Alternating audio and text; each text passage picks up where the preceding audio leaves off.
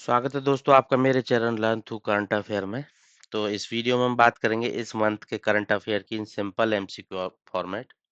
Top 100 MCQs को cover करेंगे जिनकी एक प्रोबेबिलिटी होगी आपके आने वाले एग्जाम्स में। टॉपिक वाइज कवर करेंगे। सबसे पहले स्कीम्स को उठा लेते हैं। स्टार्ट करते हुए स्कीम्स। ठीक है। लास्ट मंथ मतलब अक्टूबर मंथ में प्रधानमंत्री धन धान्य कृषि योजना स्कीम न्यूज में थी, जिसके अंतर्गत कुछ एस्पिरेशनल एग्रीकल्चर डिस्ट्रिक्ट को आइडेंटिफाई किया गया है अक्रॉस इंडिया। ठीक है। ये स्कीम क्या है, इसके बारे में आपको पता होना चाहिए। प्रधानमंत्री धन धान्य कृषि योजना, और दूसरा इसके अंदर कितने डिस्ट्रिक्ट्स को as an aspirational district identify किया गया है, उसका नंबर आपको पता होना चाहिए आपके exam perspective point of view से। ठीक है। तो इसके अंतर्गत किया गया 100 डिस्ट्रिक्ट को आइडेंटिफाई। ठीक है। तो अब उन पे काम किस चीज को लेकर किया जाएगा, प्रधानमंत्री धन धान्य कृषि योजना में जो ये 100 डिस्ट्रिक्ट आइडेंटिफाई किए गए हैं, यहाँ पे काम कौन सा किया जाएगा। यहाँ पे जो 100 एस्पिरेशनल डिस्ट्रिक्ट आइडेंटिफाई किए गए हैं, वहाँ पे काम किया जाएगा उनकी प्रोडक्टिविटी को लेके, वहाँ पे क्रॉप डाइवर्सिफिकेशन को लेके, और एग्री इंफ्रास्ट्रक्चर को लेके, पोस्ट हार्वेस्ट इंफ्रास्ट्रक्चर। ठीक है।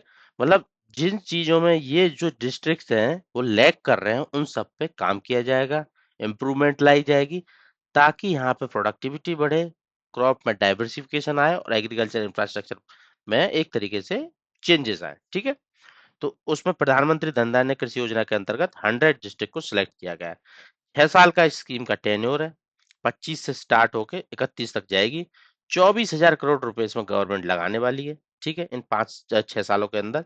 और एक और most important point to be noted here is कि जो 100 डिस्ट्रिक्ट सेलेक्ट किए गए हैं ना, उसमें से सबसे ज्यादा डिस्ट्रिक्ट तो उत्तर प्रदेश के अंदर ही है, 12 डिस्ट्रिक्ट। मतलब उत्तर प्रदेश से जो डिस्ट्रिक्ट सेलेक्ट किए गए ना स्कीम के अंदर, 12 डिस्ट्रिक्ट को सिलेक्ट किया गया है। ठीक है। स्कीम का पर्पस क्या था, कितने टोटल डिस्ट्रिक्ट सिलेक्ट किए गए थे, और सबसे ज्यादा किस स्टेट से सिलेक्ट किए गए थे, कितना पैसा खर्चा किया जाएगा, और इसका टेन्योर क्या है। ठीक है। बस नेक्स्ट आ जाते हैं। देखो मैंने ये इन्फोग्राफिक भी साथ साथ में ऐड किया है, ये भी आप एक नजर डाल लेना। पीडीएफ का जो वीडियो, मतलब जो ये वीडियो का पीडीएफ होगा ना, वो जिसके थ्रू मैं पढ़ा रहा हूँ, ये मैं अपने टेलीग्राम चैनल पर डाल दूंगा। वहां से आप देख लेना, लिंक डिस्क्रिप्शन में आपको मिल ही जाएगा। ठीक है। तो ये इन्फोग्राफिक भी अटैच किया साथ साथ, इसके थ्रू भी आप शॉर्ट फॉर्म में जल्दी से रिवाइज कर सकते हैं इसको। नेक्स्ट आ जाते हैं स्वच्छ शहरी जोड़ी इनिशिएटिव। एक मतलब स्वच्छता से रिलेटेड एक शहरी जोड़ी इनिशिएटिव लॉन्च किया गया है। ये किस मिनिस्ट्री के अंदर लॉन्च किया गया है, देखो शहर, शहर शब्द आ गया तो definitely housing and urban affair होगा। ठीक है। और फील्ड कौन सा होगा, स्वच्छता को लेके। जो ministry of housing of urban affair जो डील करती है अर्बन लेवल पे स्वच्छता को लेके, तो उसी के अंतर्गत इसको स्वच्छ शहर जोड़ी को लॉन्च किया गया है। ठीक है। अब जोड़ी किस बेसिस पे बनाई जाएगी, जो टॉप परफॉर्मिंग शहर है in terms of top performing किस चीज में, स्वच्छता को लेके, urban management, sanitation, solid waste management, cleanness को लेके जो अच्छा परफॉर्म कर रहे हैं वो मेंटर रहेगा, और जो मतलब अच्छा परफॉर्म नहीं कर रहा है, मतलब नीचे तबके के शहर है, उनको पेयर बना दिए जाएंगे, ताकि वो उनसे सीखें और वो उनको सिखाने में हेल्पफुल रहे, ताकि दोनों तरीके से मतलब वो भी उनका लेवल भी ऊपर उठ के आ सके। ठीक है। तो ये स्वच्छ भारत मिशन अर्बन लेवल पे ministry of housing urban affair ने ये स्वच्छ शहर जोड़ी का इनिशिएटिव लॉन्च किया गया। नेक्स्ट देख लेते हैं नमो वन इनिशिएटिव। एक ये इनिशिएटिव लॉन्च किया गया है, नमो वन। मतलब इसके अंतर्गत क्या होगा, इसके अंदर ग्रीनरी कवर और बायोडाइवर्सिटी इको पार्क के थ्रू बढ़ाया जाएगा। कहाँ पे, शहरों के अंदर। नमो वन इनिशिएटिव, ग्रीन कवर जो शहरों के अंदर लैक रहता है, वो इकोलॉजिकल पार्क्स बनाए जाएंगे, जिसके थ्रू वहां पे ग्रीन कवरेज बढ़ाई जाएगी, साथ ही साथ बायोडाइवर्सिटी का कंजर्वेशन भी किया जाएगा। ठीक है। तो कुछ मतलब अभी रिसेंटली कुछ कुछ स्टेट्स के अंदर ये लॉन्च किया गया है प्रोजेक्ट।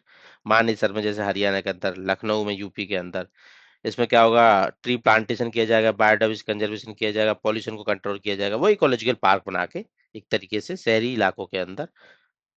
ठीक है। इसमें मतलब इकोलॉजिकल पार्क्स में क्या होगा, जैसे कि जॉगिंग ट्रैक्स भी बनाए जाएंगे, सुबह सुबह लोग आएंगे जॉगिंग करेंगे, साथ साथ बर्ड फ्रेंडली जोन भी बनाए जाएंगे। मतलब दोनों दोनों मोटिव हमारे कंप्लीट हो जाएं, लोगों का अपना जॉगिंग वगैरह ये सब भी हो जाए और बायोडाइवर्सिटी का कंजर्वेशन भी हो जाए, ठीक है। ये नंबर वन इस तरीके का कुछ दिखाई देंगे, ठीक है। ये एक विजुअल है नंबर वन का ही। आदर्श युवा ग्राम सभा, ठीक है, ये भी एक इनिशिएटिव है। ये किस मिनिस्ट्री ने कोलैबोरेट करके किन मिनिस्ट्रियों के साथ लॉन्च किया है, ये आपको देखना है, ठीक है। इसके अंदर क्या होगा, आदर्श युवा ग्राम सभा, जो ग्रास रूट लेवल पे जो युवा रह रहा है ना, उसको उसी ग्रास रूट लेवल की जो अपना पंचायती राज सिस्टम है उस सब की नॉलेज, लीडरशिप क्वालिटीज, वो सब उसको इनपुट देना, एक तरीके से ट्रेन करना उन सब चीजों में, और वो उनको अवेयर करना उन सब चीजों से रिलेटेड। इस इनिशिएटिव को लॉन्च किया गया है। लॉन्च किया गया, अब देखो ग्रास रूट लेवल पंचायती राज आएगा तो मिनिस्ट्री ऑफ पंचायती राज तो होना चाहिए ऑप्शन में, ठीक है। चारों ऑप्शन में से बस बी ऑप्शन में है, तो एक तरीके से यहाँ से क्रैक हो जाता है सीधा क्वेश्चन, ठीक है। और मिनिस्ट्री ऑफ एजुकेशन और मिनिस्ट्री ऑफ ट्राइबल अफेयर, इन तीनों ने मिलकर इसको लॉन्च किया है, ठीक है। और इसका दूसरा नाम है मॉडल यूथ ग्राम सभा। आदर्श युवा ग्राम सभा का दूसरा नाम है मॉडल यूथ ग्राम सभा। ये इन्फोग्राफिक है इसका। एजुकेट किया जाएगा, इनकरेज किया जाएगा पार्टिसिपेशन के लिए, और यंग लीडरशिप फॉस्टर करने के लिए गवर्नेंस सिस्टम में, ठीक है। नेक्स्ट आ जाता है वी राइज इनिशिएटिव। ये भी एक इनिशिएटिव है, न्यूज में था, काफी चर्चा में था। इसके अंतर्गत वुमेन एम्पावरमेंट किया जाएगा। जो वुमेन लेड एमएसएमई है ऑर्गेनाइज इंडिया के अंदर, जो एमएसएमई है उनको, उनके लिए इसको लॉन्च किया गया है। तो इसको लॉन्च किसके द्वारा किया गया है? मतलब वुमेन लेड जो एमएसएमईज हैं उनके लिए इसको वी राइज इनिशिएटिव को लॉन्च किया गया है। लॉन्च किया गया है नीति आयोग की डब्ल्यूईपी वुमेन एंटरप्रेन्योरशिप प्लेटफॉर्म और डीपी वर्ल्ड के द्वारा। तो इसमें क्या होगा, जो बेस्ट परफॉर्मिंग एमएसएमईज है ना, उनको शोकेस करने के लिए एक प्लेटफॉर्म प्रोवाइड किया जाएगा। मतलब जो वो प्रोड्यूस कर रहे हैं, जो बना रहे हैं, उसको एक्सपोर्ट किया जाएगा बाहर, ताकि उनको एक तरीके से सपोर्ट मिले, ठीक है, अपना पोटेंशियल दिखाने का एट द ग्लोबल स्टेज, ठीक है। 100 high potential women lead MSP को चूज किया जाएगा, फिर उनको ग्लोबल लेवल पे ले जाया जाएगा, ठीक है। ट्रेनिंग दी जाएगी, एक्सपोर्ट रेडनेस बनाया जाएगा और ट्रेड लिंक किया जाएगा डीबी वर्ल्ड इंटरनेशनल नेटवर्क के साथ, ठीक है। और ये भारत जो मार्ट है दुबई में हेल्ड होता है, वहां पे अपना प्रोडक्ट शोकेस भी कर सकते हैं, ठीक है। We rise initiative. नेक्स्ट देख लेते हैं अवार्ड से रिलेटेड, ठीक है। देखो स्कीम और इनिशिएटिव से रिलेटेड जितना भी इंपॉर्टेंट हो सकता है ना भाई, एग्जाम में प्रोबेबिलिटी आने की जिसकी ज्यादा है। अब स्कीम्स तो लाखों, मतलब लाखों क्या, मतलब काफी सारी न्यूज में रहती है ही, पुरानी भी कुछ न्यूज में रहती है, तो पुरानी पे इतना एग्जामिनर जाता नहीं है। वो पूछता है जो करंट में क्या चल रहा है, अभी कोई नई स्कीम इनिशिएटिव क्या लॉन्च किया जा रहा है, तो वही हमको पढ़ना है, ठीक है। अब देख लेते हैं अवार्ड से रिलेटेड कौन कौन से अवार्ड थे, ठीक है।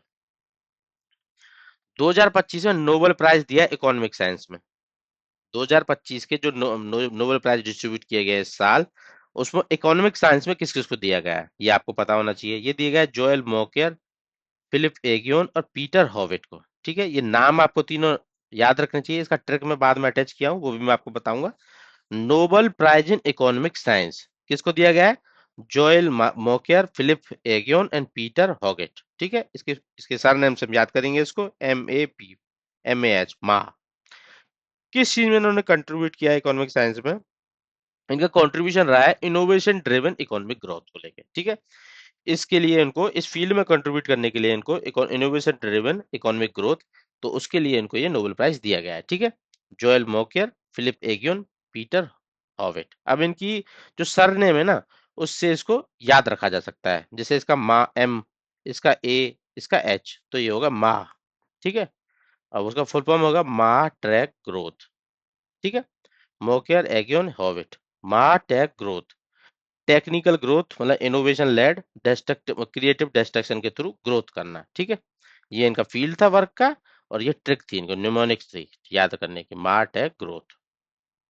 तीनों के नाम आप इससे याद रख सकते हैं सरनेम बेसिस पे। नेक्स्ट आ जाते हैं, एक और अवार्ड दिया गया है जो इंटरनेशनल सोशल सिक्योरिटी एसोसिएशन है, उसने अवार्ड कन्फर किया है इंटरनेशनल सोशल सिक्योरिटी का 2025 में। किसको और किस चीज के लिए? Outstanding achievement in social security, ये क्या है? इंडिया को, ठीक है। इंडिया को ये अवार्ड मिला है इस साल का, किस लिए मिला है? अब सोशल सिक्योरिटी को लेके ही मिला होगा।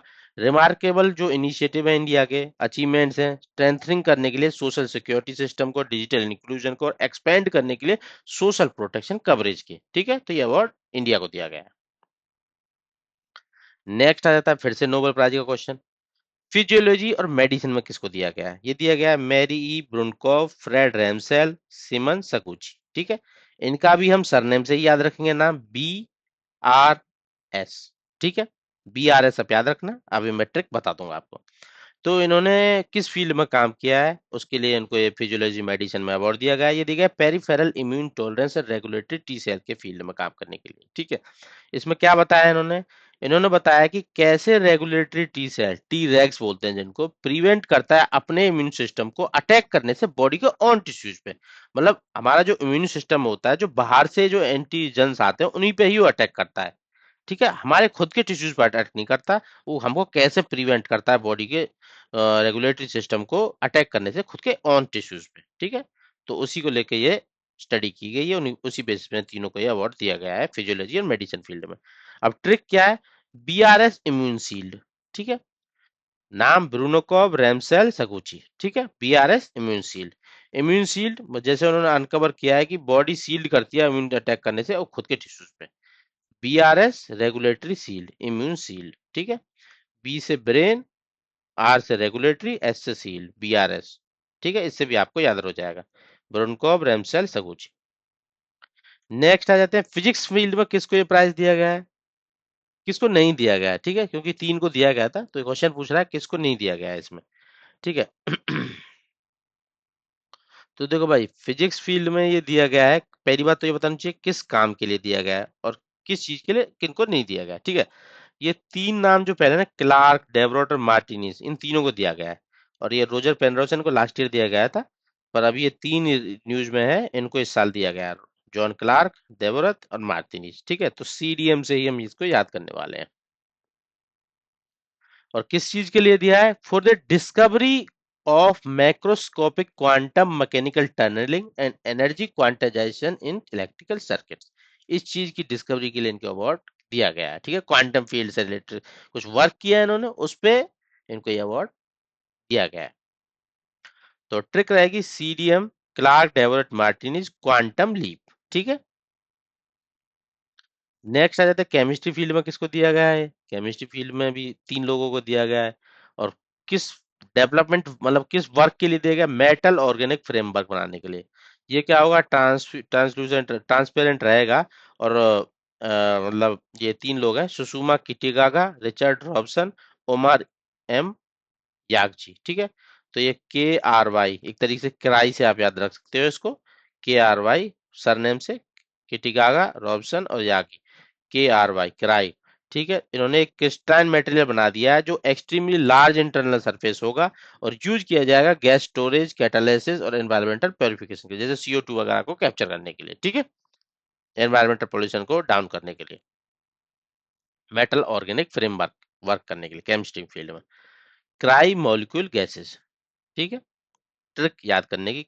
और के आर वाई में ये इनके सर नेम्स हैं, तो इससे आप क्वेश्चन को अटेम्प्ट कर सकते हैं। लिटरेचर फील्ड में किसने जीता? देखो ये याद करना ही पड़ेगा डायरेक्टली।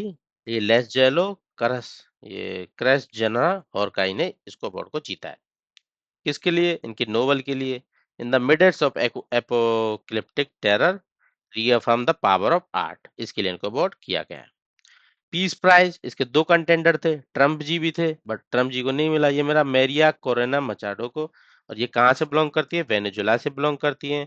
अपोजिशन की लीडर हैं, इन्होंने एफर्ट्स दिखाए हैं डेमोक्रेसी, ह्यूमन राइट्स को प्रिवेंट करने, मतलब प्रिजर्व करने के लिए, और peaceful transition from dictatorship in Venezuela. ठीक है, वेनेजुला एक कंट्री कहाँ पे पड़ती है? साउथ अमेरिका के अंदर।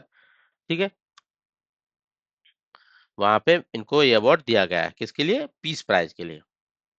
पीस, मतलब कंटेंडर काफी डिबेट में था, जैसे कि काफी जो कॉन्फ्लिक्ट चल रहे हैं वर्ल्ड में कंट्रीज के बीच में, तो वहां पे ट्रम्प जी ने काफी काम किया है, काफी रिजॉल्व किए हैं। मतलब नाम तो है उनका, बट उनको अवार्ड नहीं मिला, ये मिला इनको, मरिया कोरिना मचाडो को। नेक्स्ट दे देते हैं, जो फिशर फ्रेंड मोबाइल एप्लीकेशन है उसको टैग फॉर नेचर अवार्ड मिला है। टैग फॉर नेचर, टेक्नोलॉजी को इंटीग्रेट करना है नेचर के साथ, ये अवार्ड दिया गया है। ठीक है, तो किस चीज की प्रिजर्वेशन के लिए अवार्ड मिला? कंजर्वेशन के लिए। ये दिया गया ऑलिव रिटेड टर्टल की कंजर्वेशन के लिए अवार्ड दिया गया है इनको, ये टेक फॉर नेचर का अवार्ड FFM को। ये डेवलप की गई थी MS स्वामीनाथन रिसर्च फाउंडेशन के द्वारा ये ऐप, और इन्होंने ये टेक फॉर नेचर अवार्ड जीत लिया है ऑलिव रिटेड टर्टल को कंजर्व करने के लिए।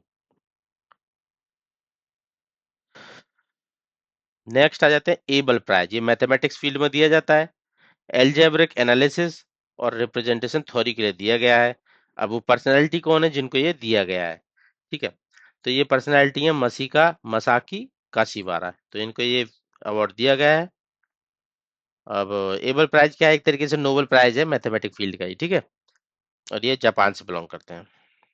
किस लिए दिया गया था, वही D module and theory develop किया है इन्होंने, क्रिस्टल बेसिस डिस्कवर किए हैं, और एक ग्राउंड ब्रेकिंग कंसेप्ट जिसमें एडवांसमेंट हुई है प्योर मैथमेटिक्स की और मैथमेटिकल फिजिक्स की भी, उस चीज के लिए इनको ये अवार्ड किया गया है।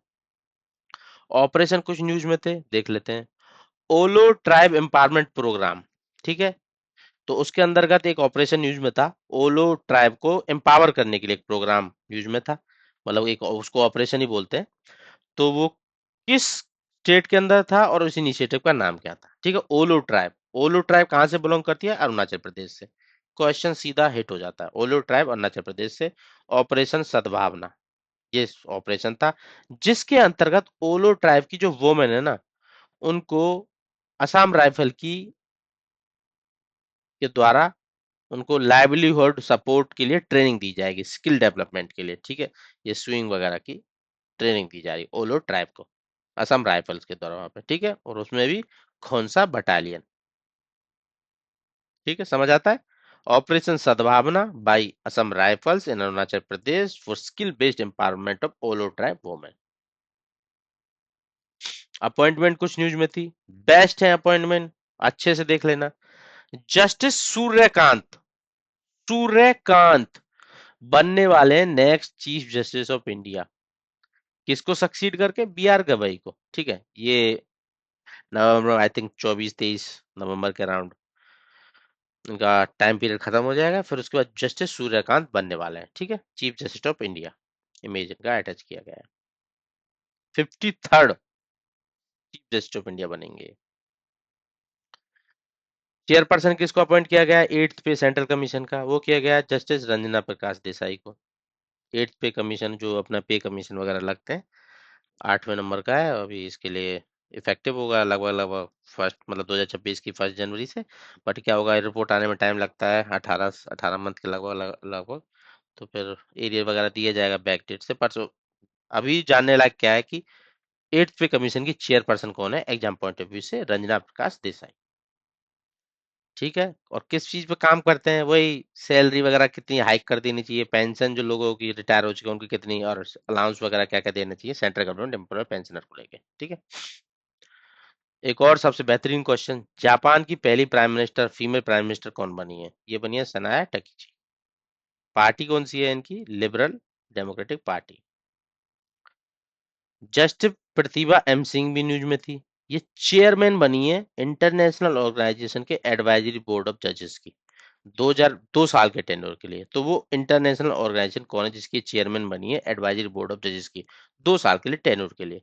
तो ये बनी है वर्ल्ड इंटेलेक्चुअल प्रॉपर्टी ऑर्गेनाइजेशन के एडवाइजरी बोर्ड की जज की चेयरमैन, 2 साल के टेन्योर के लिए। तो ये पहली इंडियन है और पहली एशियन है जो इस पोस्ट पे अपॉइंट किए गए एज एन चेयरमैन, ठीक है। और वीपो क्या होता है, World Intellectual Property Organization, United Nation की स्पेशलाइज्ड एजेंसी है जिसका हेडक्वार्टर जेनेवा में है, और प्रमोट करती है ये आईपी राइट्स को ग्लोबली, प्रोटेक्शन उनको। नए डायरेक्टर जनरल डीजी कौन बने यूनेस्को के, सक्सीड करने का तो ऑद्रे अजोलो को, ये बन गए हैं खलीद अल एनी, ठीक है, नए डीजी ऑफ यूनेस्को। अब इंटरनेशनल न्यूज से रिलेटेड देख लेते हैं क्या क्या इंपॉर्टेंट हो सकता है एग्जाम पॉइंट ऑफ व्यू से। देखो ये सबसे बेहतर क्वेश्चन, 1990 के बाद लगभग लगभग पहली बार south association of south east Asian nations का एक्सपेंशन हुआ है, मतलब जो 10 मेंबर थे ना अभी तक, वो 11वां मेंबर नया आ गया है। तो ये एग्जाम पॉइंट ऑफ व्यू से आईआर का एक बेहतर क्वेश्चन हो जाता है, ये क्वेश्चन एग्जाम में आएगा ही आएगा। तो ये हुआ तिमूर लिस्ते, 11th मेंबर, जिसको ईस्ट ईस्ट तिमूर भी बोलते हैं, जिसकी कैपिटल इंडिया कैपिटल से मिलती जुलती है, कैपिटल दिल्ली। देखो कैपिटल भी मिल रही है तो क्वेश्चन तो बनता ही बनता है इसका, तिमूर लिस्ते या ईस्ट तिमूर, और एशिया का ये यंगेस्ट नेशन है, 2002 में इंडिपेंडेंट हुआ था। मैप में भी दिखा देता हूँ आपको, यहाँ पे पड़ता है अपना तिमूर लिस्ते, ईस्ट तिमूर जिसको बोलते हैं, ठीक है, इंडोनेशिया के नीचे, और नीचे की तरफ ऑस्ट्रेलिया उसके थोड़ा ऊपर, ठीक है। मतलब इस डायरेक्शन में हम देखेंगे तो ये नॉर्थ हो गया, ये वेस्ट हो गया, नॉर्थ वेस्ट डायरेक्शन में ऑस्ट्रेलिया। सऊदी अरेबिया ने अबॉलिश कर दिया है काफिला सिस्टम को। ठीक है, तो ये काफिला सिस्टम, उसका फीचर क्या है? तो इसमें क्या होता था ना, जो काफिल, जो स्पॉन्सर होता था, उससे सारे लेबर टाइड रहते थे, मतलब जुड़े रहते थे। जैसे कि मैं लोगों को स्पॉन्सर कर रहा हूँ सऊदी अरेबिया में काम करने के लिए, तो सारे लोग मेरे थ्रू रहते हैं, तो मैं उनका पासपोर्ट ले लूंगा, उनको जॉब कैसे चेंज करना मैं बताऊंगा, कंट्री छोड़ के कब जा सकते हैं मैं बताऊंगा, जॉब छोड़ सकते हैं नीचे सकते मैं बताऊंगा। तो इससे क्या होता है, एक तरीके से एक्सप्लॉयटेशन होता था उन लेबर्स का। ठीक है, तो उस सिस्टम को लेबर में, मतलब लेबर लॉज में चेंजेस लाने के लिए, जो 2023 का विजन है सऊदी अरेबिया का, एक तरीके से सिक्योरिटी प्रोवाइड करने के लिए, उनको वर्क से रिलेटेड, और उनको इंडिपेंडेंस देने के लिए, आप काम करो अपनी मर्जी के अकॉर्डिंग करो, तो इसलिए इन्होंने ये काफिला सिस्टम एबॉलिश कर दिया है। ठीक है, सऊदी अरेबिया ने। न्यूज में था वसेनार अरेंजमेंट। अब ये अरेंजमेंट की जाए, वसेनार अरेंजमेंट है कि जो ड्यूअल यूज की गुड होती है ना, उनके एक्सपोर्ट को रोकना, और जो टेक्नो कन्वेंशनल आर्म वगैरह हैं और ड्यूल यूज की टेक्नोलॉजी है, उनके एक्सपोर्ट पे कंट्रोल करना। ठीक है, अब ड्यूल यूज की गुड क्या होती हैं? ऐसी गुड्स जिनको पब्लिकली भी यूज किया जा सकता है और एज एन वेपन भी यूज किया जा सकता है, जैसा कि किया गया था। सिविलियन और मिलिट्री दोनों तरह से यूज किया जा सकता है, जैसा कि किया गया था माइक्रोसॉफ्ट के जो अज्योर सिस्टम क्लाउड सर्विस है ना। अब ये अज्योर क्लाउड वगैरह तो हम जनरली एज एन, मतलब सर्विस भी यूज करते हैं। ठीक है, मतलब सॉफ्टवेयर इंजीनियर वगैरह वो सब इस पे काम करते ही करते हैं ना, as in good way. But इसको यूज किया गया है इजरायली मिलिट्री के द्वारा ऑपरेशन इन गाजा में करते हुए। ठीक है, तो इससे क्वेश्चन उठता है, जो लूप होल है वेसनार अरेंजमेंट के, उन पे वेसनार अरेंजमेंट में एक चेंज लाना पड़ेगा। ठीक है, मतलब चेंज लाना पड़ेगा कि इस पे भी उसको कंट्रोल करना पड़ेगा। ये भी ड्यूल यूज गुड होगी ना, एज ए सॉफ्टवेयर इंजीनियर उसको गुड वे में यूज कर सकते थे, इन्होंने इसको बैड वे में यूज किया, तो एक तरीके से लूपहोल निकल के आता है, तो इस पे भी वेस्टर्न अरेंजमेंट को काम करना पड़ेगा। ठीक है, इंडिया भी इसका एक मेंबर है 2017 से। ठीक है, आपको पता होना चाहिए कि वेस्टर्न अरेंजमेंट है क्या। यूएस, अभी देखो यूएस काफी न्यूज में, यूएस काफी, जैसे रशिया यूक्रेन हो गया, अर्मेनिया अजरबैजान हो गया, और अपना ये तीसरे क्वेश्चन जो हमारा है, तो काफी जो कॉन्फ्लिक्ट चलते आ रहे हैं कंट्रीज के बीच में, उन सबको रिजॉल्व कर रहा है। ठीक है, ऐसे ही ये रिजॉल्व किया है, 20 पॉइंट प्लान पुटअप किया है यूएसए ने। तो वो किस कॉन्फ्लिक्ट को लेके रिजॉल्व करने के लिए 20 पॉइंट पीस प्लान पुटअप किया गया है यूएसए के द्वारा? तो ये किया गया इसराइल और हमास, जो गाजा स्ट्रिप में रहता है, उसके कॉन्फ्लिक्ट को रिजॉल्व करने के लिए। अब इसमें क्या किया जाएगा? फोकस किया जाएगा गाजा पे, सीज फायर लगाया जाएगा, हॉस्टेज को रिलीज किया जाएगा दोनों तरफ से, डीमिलिटराइजेशन किया जाएगा, ह्यूमैनिटेरियन एड दी जाएगी, और रिकंस्ट्रक्शन किया जाएगा। ठीक है भाई, तो ये फोकस एरिया है 20 पॉइंट पीस प्लान का, इसराइल हमास कॉन्फ्लिक्ट को लेके यूएस का 20 पॉइंट पीस प्लान। मैप में देख लेते हैं, ये इसराइल है, ये गाजा स्ट्रिप, इजिप्ट से बॉर्डर करता हुआ, और इधर की तरफ मेडिटेरेनियन सी। वर्ल्ड का पहला nuclear power system with closed fuel cycle by 2030 बनाने का किसने, मतलब अनाउंस कर दिया, एक प्लान है उसका। मतलब क्लोज फ्यूल साइकिल क्या होती है भाई? उसमें मतलब वेस्ट नहीं किया जाएगा। जो न्यूक्लियर फ्यूल यूज किया होगा, एक बार यूज किया फेंक दिया नहीं, उसको तब तक यूज करना है जब तक कि वो बिल्कुल डिटोरिएट ना हो जाए। इससे क्या होगा? एनवायरमेंटल प्रोटेक्शन भी होगा कि बार बार हम वेस्ट जनरेट नहीं होगा, और साथ ही साथ क्या होगा, एफिशिएंसी भी निकल के आएगी of the nuclear fuel used. ठीक है, तो ये मतलब रिसर्च तो काफी कंट्रीज में चल रही है, पर इसको बनाने का प्लान 2030 तक किसने किया है? रशिया ने किया है, ऐसा क्लोज फ्यूल साइकिल का न्यूक्लियर पावर सिस्टम बनाने का। ठीक है, और किस में जो क्या बोलते हैं उसको, ब्रेस्ट 300 फास्ट न्यूट्रन रिएक्टर को सेंटर में रखा जाएगा इस प्लान के। ठीक है, रशिया के। फ्री ट्रेड एग्रीमेंट जो अभी इंडिया और ईएफटी है, यूरोपियन फ्री ट्रेड एसोसिएशन के बीच में हुआ है। अब ये ईएफटी के मेंबर कौन है? आइसलैंड, लिचुआना और नॉर्वे और स्विट्जरलैंड, ये चार कंट्रीज का पार्ट है। ठीक है, ये मैप मैं आपको दिखाता हूँ।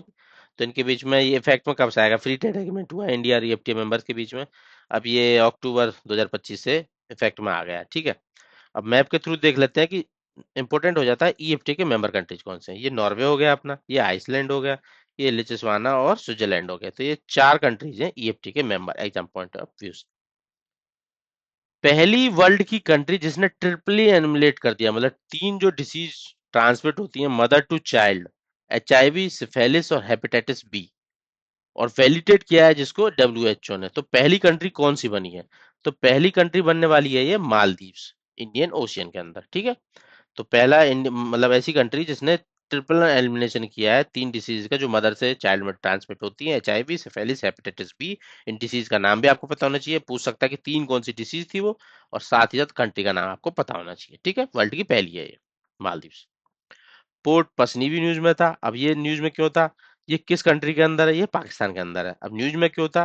क्योंकि यू मतलब जो बलूचिस्तान में है ये, और ये पाकिस्तान ने प्रपोज किया है यूएस को कि इसके डेवलपमेंट को लेकर काम किया जाए, ठीक है।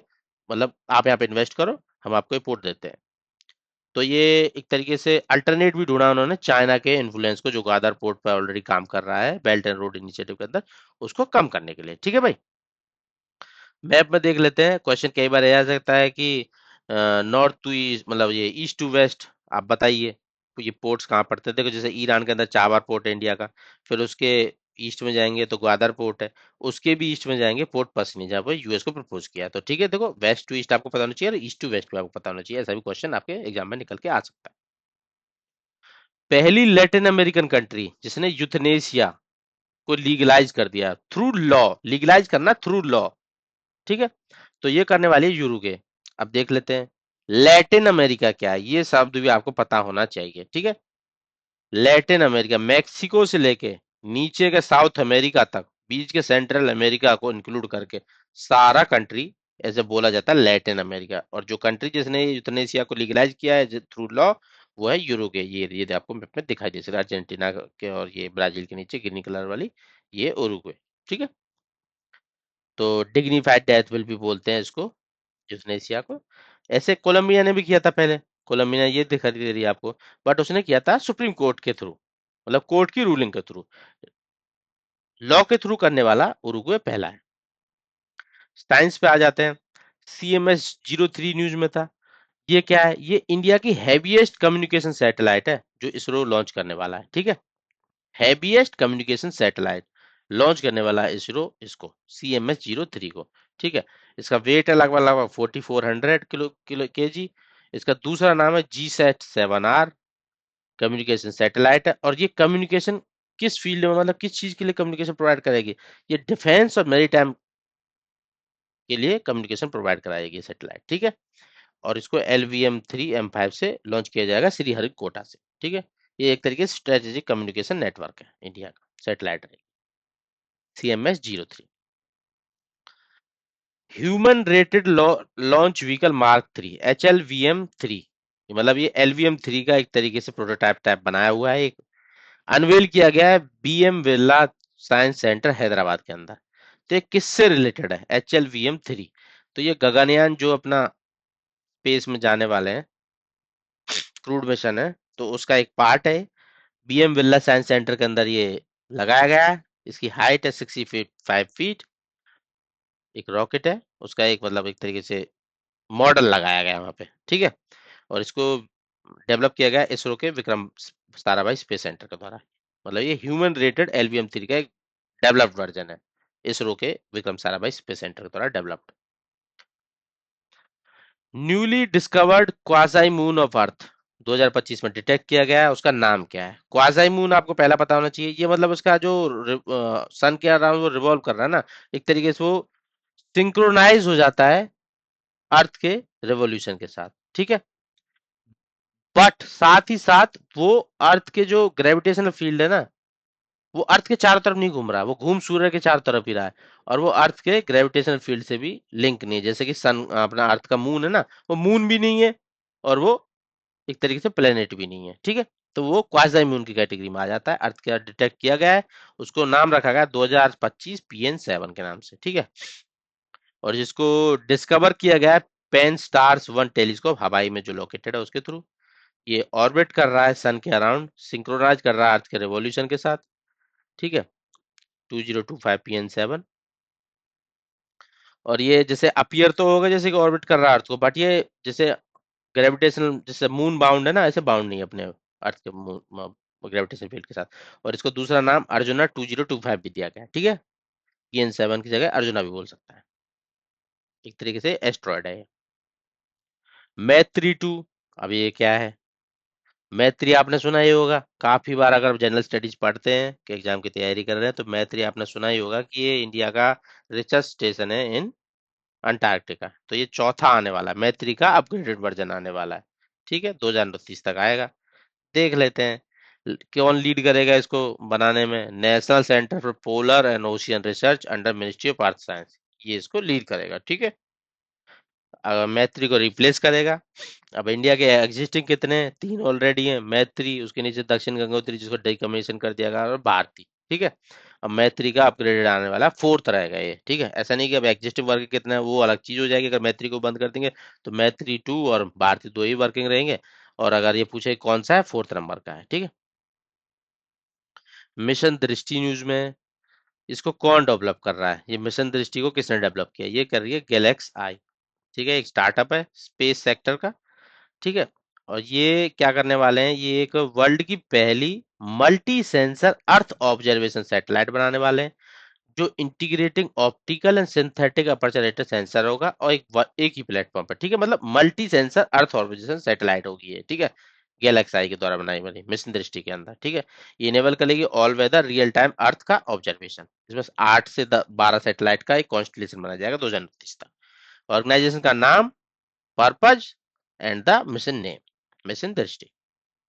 ये इनका एक विजुअल डाला हुआ है इंटरनेट से उठा के। नेशनल न्यूज में देख लेते हैं क्या क्या है इंपॉर्टेंट। फसाई ने अभी रिसेंटली बैन किया है ओआरएस टर्म को फूड एंड बेवरेज प्रोडक्ट में, क्योंकि ये मिसलीड करते थे नॉन मेडिकल प्रोडक्ट पे ये ओआरएस वाली टर्म डाल के। ये ओआरएस वाली term as per WHO guideline in the prescribed mixture ratio can be put up in only medical products, not in food and beverage products. ठीक है, तो फसाई ने इसको रिसेंटली बैन कर दिया है। ठीक है, misleading use of non medical product पे। अब ओआरएस है क्या? Oral rehydration solution. तो ये इसके लिए साथ ही साथ डब्ल्यूएचओ रिकमेंड करता है एक मेडिकल ओआरएस कंपोजिशन। वो सब ये फॉलो करते नहीं है, तो इन्होंने ये बैन कर दिया। अब ये फार्मास्यूटिकल ग्रेड ओआरएस पे ही रिपोर्ट अप किया जा सकता है। ठीक है, इंडिया की पहली स्लम फ्री सिटी कौन सी बनी है? ठीक है, वो बन गई है चंडीगढ़, हरियाणा और पंजाब की कैपिटल। इंडिया का इंडिजीनियसली 4G स्टैक डिप्लॉय किया गया है। किसने इसको डेवलप किया है और किसके साथ कोलैबोरेट करके? टीसीएस सी डॉट तेजस नेटवर्क ने बीएसएनएल के साथ मिलकर इसको डेवलप एंड डिप्लॉय किया है। बीएसएनएल को हेल्प किसने किया है इसको डिप्लॉय करने में? वो किया गया टीसीएस के द्वारा। ठीक है, डिजाइन किसने किया है इसको? सी डॉट ने। और इसका तेजस नेटवर्क क्या हेल्प किया? Radio network RN equipment provide कराने। ठीक है, एनिवर्सरी सेलिब्रेट किया गया वंदे मातरम की 2025 में। कौन सी एनिवर्सरी?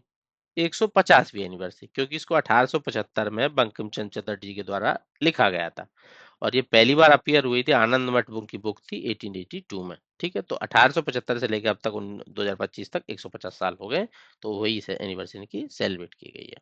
ठीक है, और वंदे मातरम का जो मतलब नेशनल सॉन्ग भी हमारा 24 जनवरी 1950 में इंडियन कॉन्स्टिट्यूशन असेंबली के द्वारा इसको स्टेटस दिया गया है। इंडिया के 3 पोर्ट्स को डेजिग्नेट किया गया है green hydrogen hub under national green hydrogen mission. ठीक है, तो वो 3 पोर्ट्स कौन कौन से हैं? कांडला, ये हो गया गुजरात के अंदर, पारादीप उड़ीसा के अंदर, टूटिकोरन तमिलनाडु के अंदर। ईस्ट वेस्ट साउथ तीनों पोर्ट्स हो गए, जहां जहां से घिरा हुआ है तीनों तरफ से कवर कर लिया। Deendayal port Kandla, Paradip Orissa, VO Chidambaram port Tuticorin Tamil Nadu. Map में दिखा देता हूँ आपको थोड़ा। और ये जो ग्रीन हाइड्रोजन हब की तरह इनको डेजिग्नेट किया गया है, इसका पर्पस क्या है? पर्पस है जो इंडिया का टारगेट है ना 2030 तक 5 MTPA का प्रोडक्शन का, उसको अचीव करना, साथ ही साथ कैप्चर करना 10% of the global demand. Map के थ्रू देख लेते हैं। ये कांडला पोर्ट गुजरात के अंदर कच्छ वाले एरिया में। ठीक है, टूटीकोरन आपको यहाँ पे दिखाई दे रहा है तमिलनाडु के अंदर, और अपना पारादीप उड़ीसा के अंदर।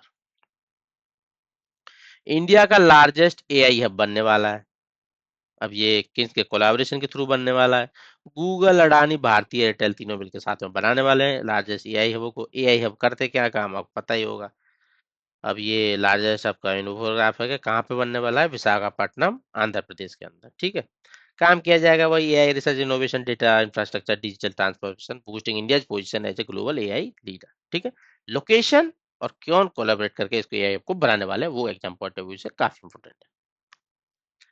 एचएसएल हिंदुस्तान शिपयार्ड लिमिटेड जो कि डिफेंस मिनिस्ट्री के अंदर पड़ती है, उसको रिसेंटली एक स्टेटस दिया गया है, जो जैसे महारत्ना नवरत्ना मिन रत्न ये सब स्टेटस मिलते हैं ना, तो वो कौन सा स्टेटस अभी को रिसेंटली दिया गया है, ये दिया गया है मिनी रत्ना का स्टेटस। ठीक है, मिनी रत्ना का स्टेटस क्यों दिया गया है इसको, क्योंकि ये दिया जाता है based on the performance in last years, तो ये कंटिन्यूसली 10 साल में से 9 साल प्रॉफिटेबल रही है, तो इसी बेसिस पे इनका स्टेटस दिया गया है मिनी रत्ना। जो पहले मिलता है फिर उसके बाद आता है नवरत्ना फिर महारत्ना, ये सब स्टेटस चलते हैं। तो वही एचएसएल ने इससे स्टेटस मिलने से एक तरीके से ऑटोनॉमी मिल जाती है फाइनेंस को लेके, इंडिपेंडेंट डिसीजन को लेके और जॉइंट वेंचर्स बनाने को लेके। और ये मैं आपको बता ही दिया हूँ कि मिनिस्ट्री ऑफ डिफेंस के अंदर ये एचएसएल पड़ती है। डिफेंस से रिलेटेड देख लेते हैं। अभी न्यूज में थी बुरेवेत्सनिक मिसाइल। ठीक है, तो इसका एक यूनिक फीचर है, उसके लिए जानी जाती है। तो ये है क्या, ठीक है, तो ये एक न्यूक्लियर पावर्ड क्रूज मिसाइल है, मतलब न्यूक्लियर न्यूक्लियर बेस्ड न्यूक्लियर से इसको पावर मिलेगी, और क्रूज मिसाइल है, रसिया के द्वारा डेवलप किया गया, मतलब जो फ्यूल यूज किया जाएगा ना वो न्यूक्लियर पावर्ड फ्यूल यूज किया जाएगा। ठीक है, क्रूज मिसाइल है और रसिया की मिसाइल है। ठीक है, और इसका दूसरा नाम 9M730 भी बोला जाता है, और नाटो उसको बोलता है SSC-X9 स्काईफॉल। ठीक है, इंटर कॉन्टिनेंटल रेंज और नियर अनलिमिटेड इंडोरेंस है, लो एल्टीट्यूड पे उड़ाई देगी और रडार वगैरह से सबसे बच जाएगी। क्रूज मिसाइल वैसे भी लो एल्टीट्यूड पे फ्लाई करती है। ठीक है, न्यूक्लियर पावर्ड क्रूज मिसाइल है, रशिया के द्वारा बनाई जाने वाली। 9M730 Burevestnik other another name given by NATO is SSC-X9 Skyfall. Saksham system Indian army ने अप्रूव किया है।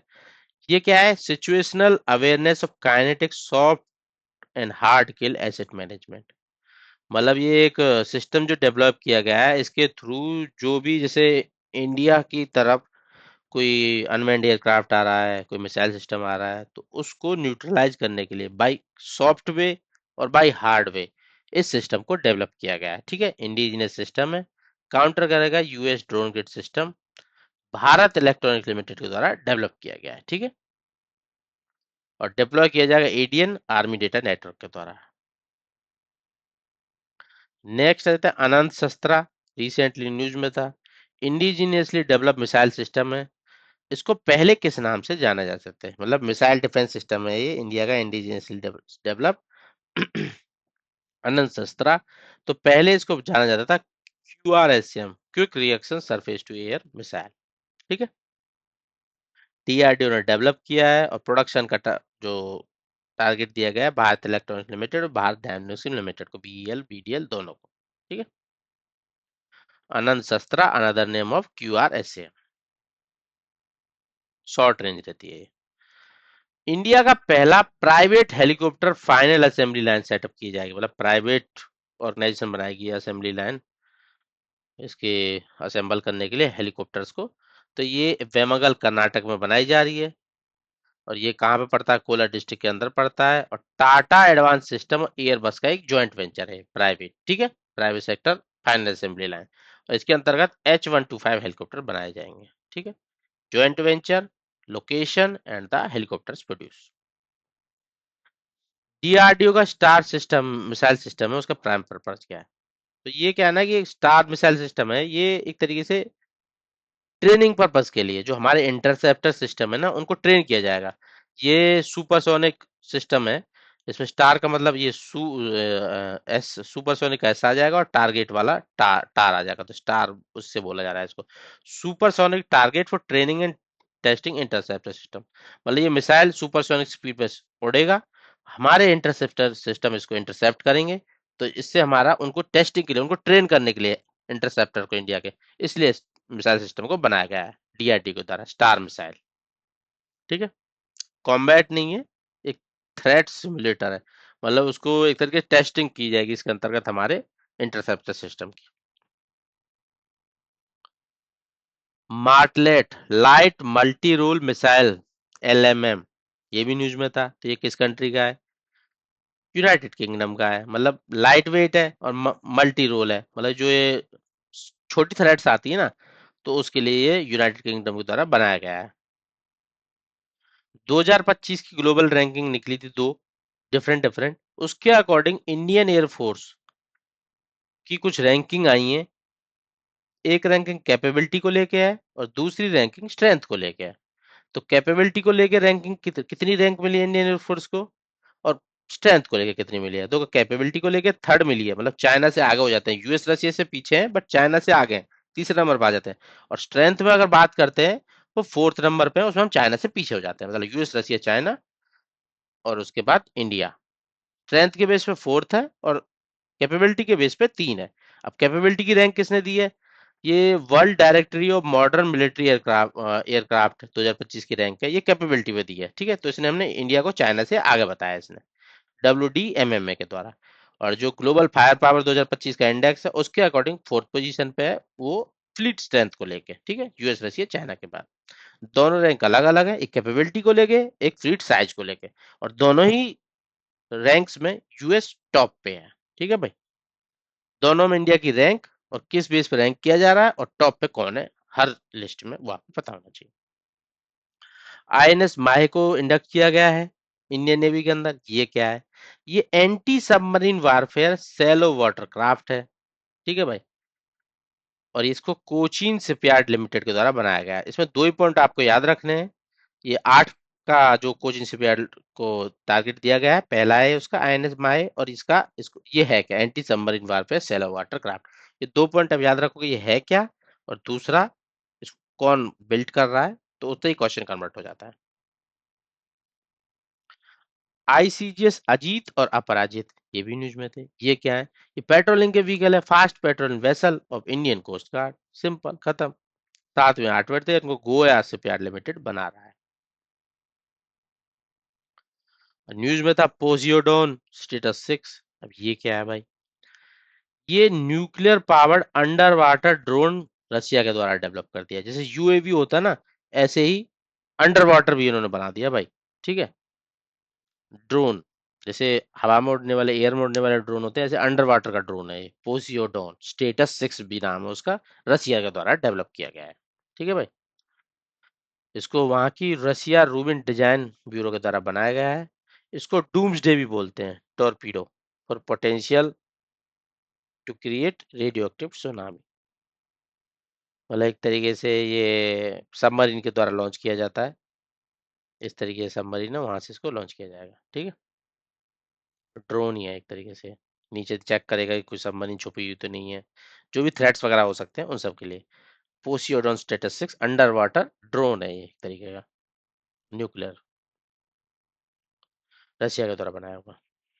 एक्सरसाइज देख लेते हैं। एक्सरसाइज में हम जब भी देखेंगे ना, एक्सरसाइज में किन कंट्रियों के बीच में होती है, नाम क्या है और कहाँ पे कंडक्ट हुई, बस खत्म।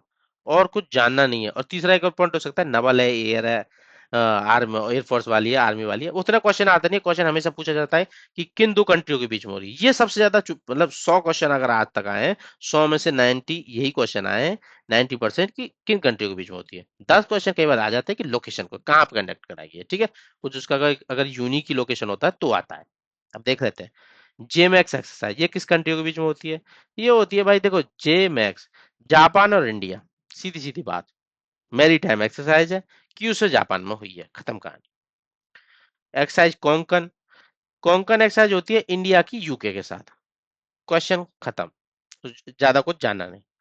नेट पोलर एक्स, ये इंडियन कोस्ट गार्ड ये एक्सरसाइज कराता है। ये किससे रिलेटेड है, ये marine oil spill and pollution response के लिए एक्सरसाइज कराई जाती है, साल में 2 बार कराता है इंडियन कोस्ट गार्ड इसको। इस बार चेन्नई में कराई गई थी, 10वां एडिशन था ये। ठीक है, under national oil spill disaster contingency plan के अंदर। ठीक है, इंदिरा एक्सरसाइज कहाँ पे हुई है, मतलब किस कंट्री के बीच में है ये। IND का इंडिया हो गया, RA का रसिया हो गया, तो रसिया के साथ कराइए भाई। और कहाँ पे हुई है, महाजन फील्ड फायरिंग रेंज बीकान राजस्थान, यहाँ पे काफी सारी एक्सरसाइज होती हैं। ऑस्ट्रो हिंद ऑस्ट्रेलिया, हिंद हिंदुस्तान, खत्म। इन दो कंट्री के बीच में एक्सरसाइज हुई है, पर्थ ऑस्ट्रेलिया में कंडक्ट कराई गई इस साल। स्टेड फास्ट नून, ये किसकी एक्सरसाइज है, ये एनुअल एक्सरसाइज है नाटो की। प्रिपेयर्डनेस दिखाते हैं, मतलब इसमें जो न्यूक्लियर मिसाइल वगैरह लॉन्च नहीं की जाती, बट एक प्रिपेयरनेस दिखाते हैं कि नाटो के अगेंस्ट जाओगे तो वी आर प्रिपेयर्ड। ठीक है। स्टेड फास्ट नून 2025 नाटो के द्वारा कंडक्ट वाली एक्सरसाइज है। इस साल नीदरलैंड में हेल्ड हुई है। ठीक है। समुद्र शक्ति एक्सरसाइज, ये इंडिया और इंडोनेशिया के सब बीच में होती है। ठीक है। विशाखापट्टनम में इस साल कंडक्ट कराई गई है ये। इंडिया और आरओकेएन एक्सरसाइज, अब ये पहली बार रिपब्लिकन कोरियन के साथ, साउथ कोरिया के साथ एक्सरसाइज कंडक्ट कराई गई है इंडिया के द्वारा। पहला एडिशन है इसका, आईएन आरओकेएन का। वहीं के नवल बेस पे बुसान जिसको बोलते हैं, वहां पे इसको कंडक्ट कराया गया है। स्पोर्ट्स से रिलेटेड देख लेते हैं आप। ठीक है। एक्सरसाइज का मैं बताया था, ज्यादा दिमाग लगाना नहीं है, आपको बार बार देखना है ये किन दो कंट्रियों के बीच में होती है, लोकेशन क्या है, खत्म। ज्योति सुरेखा वेनम, आर्चरी में इन्होंने हिस्ट्री रच दी है। वर्ल्ड कप फाइनल के अंदर 2025 के किस तरीके की हिस्ट्री इन्होंने रची है, ये फर्स्ट इंडियन वुमेन है जो इंडिविजुअल मेडल जीत के आई है वर्ल्ड कप फाइनल के अंदर। ठीक है। और जो इन्होंने जीता है वो मेडल कौन सा है, वो मेडल है ब्रॉन्ज मेडल। ठीक है। World cup final, archery world cup final में पहली इंडियन वुमेन है जो जीत के आ रही है ब्रॉन्ज मेडल। ठीक है। First Indian women compound archer to win individual medal world cup final. ठीक है। ये उनका पिक्चर मैंने अटैच किया। फीफा वर्ल्ड कप जो होने वाला है 2026 के अंदर, लोकेशन आपको पता होनी चाहिए भाई, तीनों कंट्री में होगा। North America, Canada, Mexico, USA के अंदर। ठीक है।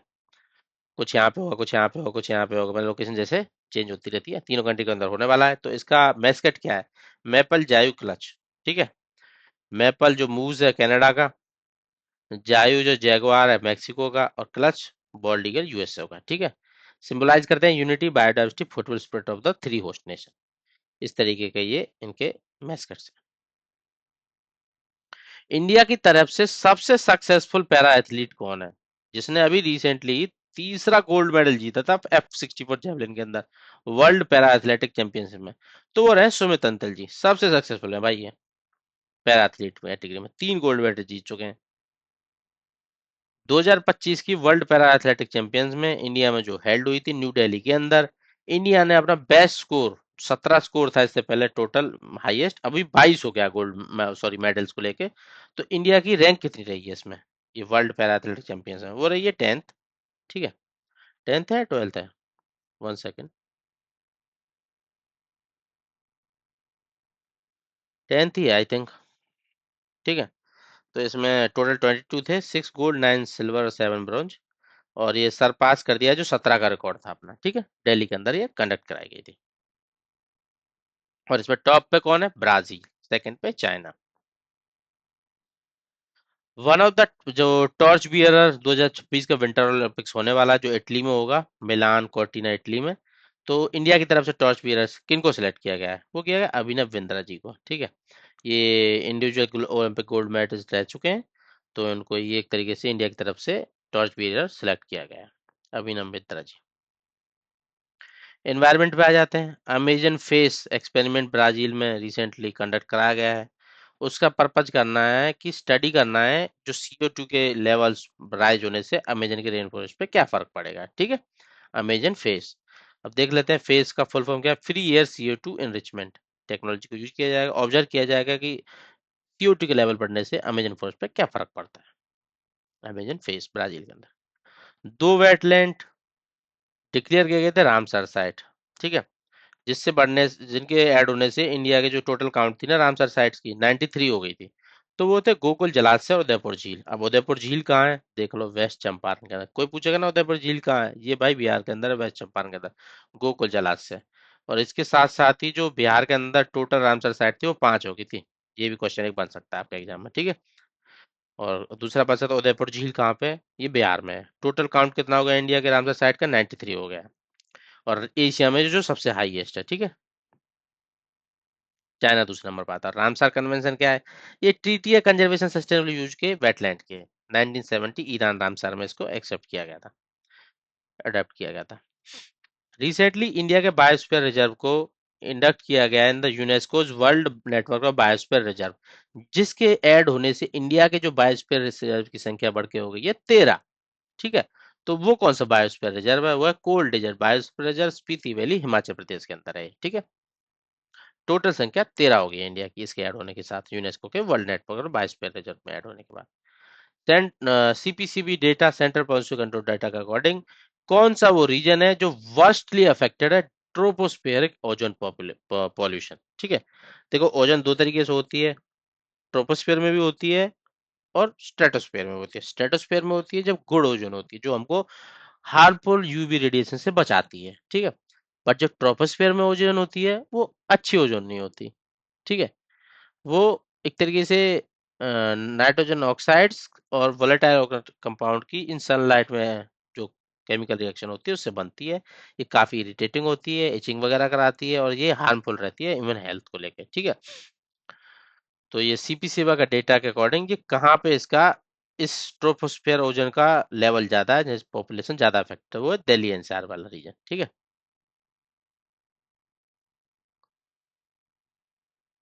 केमिकल रिएक्शन में यहाँ पे दिखाई हुई है। इंडिया की पहली चीता सफारी कहाँ पे बनने जा रही है? कुल्लू नेशनल पार्क एमपी के अंदर, ठीक है।